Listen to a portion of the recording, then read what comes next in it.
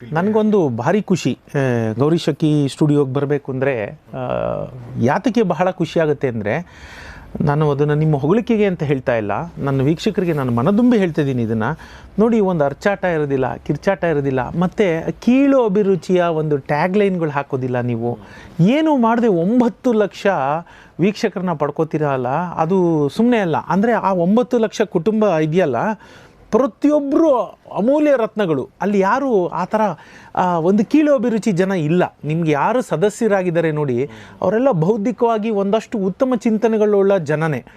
ಯಾಕಂದರೆ ಇವತ್ತಿನ ದಿನ ನೋಡಿ ಏನೋ ಒಂದು ಹಾಕ್ತಾರೆ, ಅದು ಒಳಗಡೆ ಬರಲಿ, ವಿಡಿಯೋ ನೋಡಲಿ ಅಂತ ಏನೇನೋ ಟ್ಯಾಗ್ಲೈನ್ ಹಾಕ್ತಾರೆ, ಇಲ್ಲದು ಸರ್ಕಸ್ ಮಾಡ್ತಾರೆ.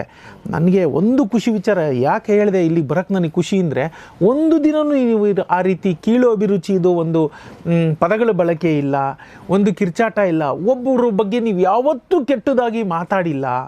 ಏನಿದ್ರು ಕೂತು ಒಂದು ಜ್ಞಾನ ಯಾರನ್ನೋ, ನಾನು ಇಲ್ಲ ಜಗದೀಶ್ ಶರ್ಮ ಅವರು, ರಂಗಸ್ವಾಮಿ ಜೇಬರ್ರವರು, ಯಾರೋ ಒಟ್ಟಿನಲ್ಲಿ ಕರೆಸ್ತೀರಿ, ಕೂರಿಸ್ತೀರಿ, ಅವ್ರು ಎಲ್ಲರ ಹತ್ರನೂ ನೀವು ಹೆಕ್ತಾ ಇದ್ದೀರಿ.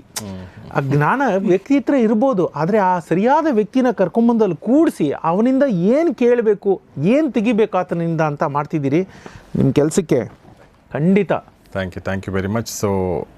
ಸೊ ನಿಮಗೂ ಧನ್ಯವಾದ ಮತ್ತೊಂದು ಸಲ. ಸೊ ತುಂಬ ಧನ್ಯವಾದ ರಂಗಸ್ವಾಮಿ ಸರ್ಗೆ.